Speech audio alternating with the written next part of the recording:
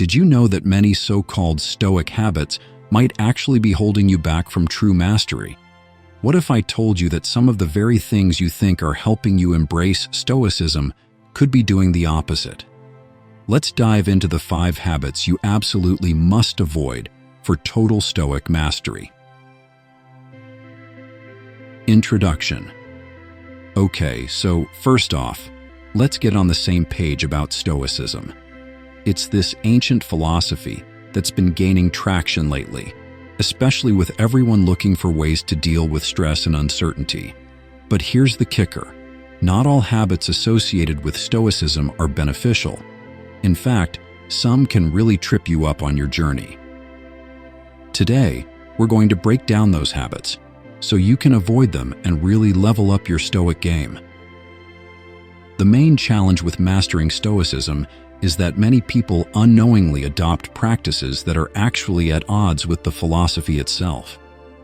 You might think you're being Stoic when you're really just suppressing emotions or avoiding confrontation. The idea is to embrace reason, resilience, and acceptance. But sometimes we get so caught up in trying to be Stoic that we miss the mark entirely.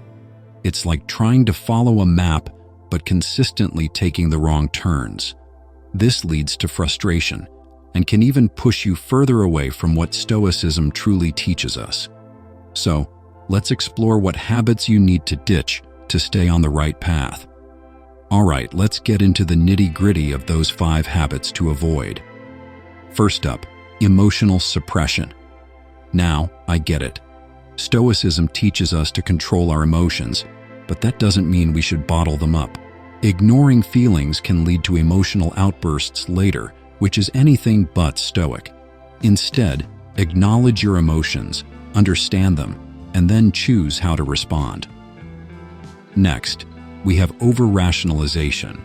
Sure, being rational is a cornerstone of Stoicism, but don't let it turn into a cold, detached mindset. If you're constantly analyzing everything without allowing for a bit of human warmth, you risk alienating yourself from others. Remember, Stoicism isn't about being heartless. It's about balancing reason with compassion. Third is perfectionism. This one will really trip you up. Stoicism encourages us to strive for virtue and improvement, but perfectionism can lead to paralysis by analysis. Instead of aiming for perfect outcomes, focus on doing your best and learning from whatever happens next. The 4th habit to ditch is victim mentality. It's easy to fall into the trap of thinking the world is against you, but that's not very Stoic, is it? Stoicism teaches us to take responsibility for our own actions and reactions. Embrace the idea that you're in control of your perspective and choices, no matter the circumstances. Finally, let's talk about neglecting self-care. Stoicism is often associated with toughness and endurance, but if you're not taking care of your physical and mental health, you can't be at your best. Make sure to invest time in practices that recharge you, whether that's exercise, meditation, or just downtime with friends. So here's the crucial insight. Recognizing and changing these habits can truly transform your understanding and practice of Stoicism. When you let go of emotional suppression, over-rationalization, perfectionism, victim mentality, and neglecting self-care, you not only clear obstacles from your path, but also deepen your connection to the core principles of Stoicism.